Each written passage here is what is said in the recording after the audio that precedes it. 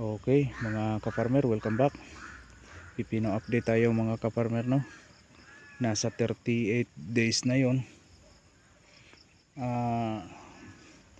At ngayon nakapag-harvest na tayo. Unang harvest, kaso may kalaban tayo. Kinakain ng manok, sayang.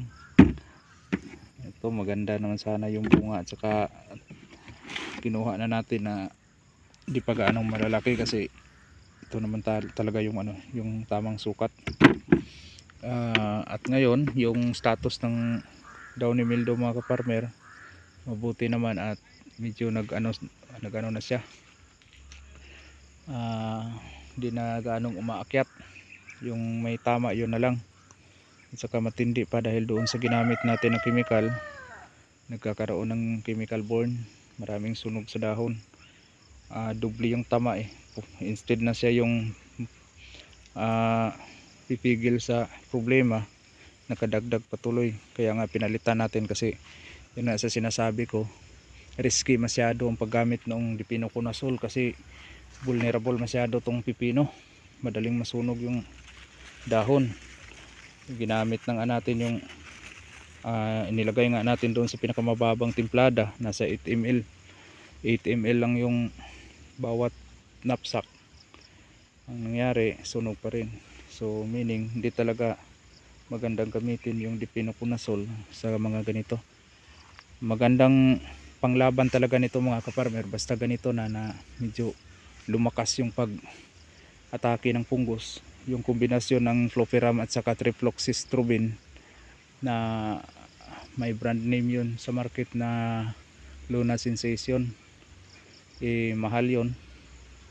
Saka nung pumunta ako sa Agrisupply walang available, kaya ang ginamit ko yung contact lang na chlorothalonil. Nag-spray ako nung isang araw, nung isang gabi, gabi na yun. Light lang muna, tapos bukas uulitin. At saka yun lang muna ang gagamitin natin kasi pag bibili tayo ng Luna Sensation, punta pa doon sa city, medyo malayo na. At saka kung mag-order naman tayo sa Shopee, medyo matagalan. Kaya for emergency yung contact na lang ginamit natin. At mabuti naman yung resulta, mukhang maganda. Sana ito na lang, din na magtuloy-tuloy pa to kasi sa batang edad na to, ang mga history ng pagpipino ko mga ka-farmer, makailang harvest pa yon, 4, 5, 6, saka pa umpisa na may ganito. Minsan nga sa pang-8 harvest wala pa, doon pa lang sa mga matatandang dahon pa lang sa pinakababa ang namamatay.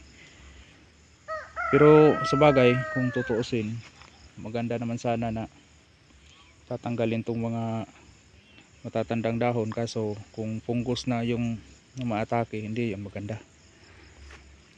Okay, yun lang muna update natin mga ka-farmer kasi may gagawin pa tayo.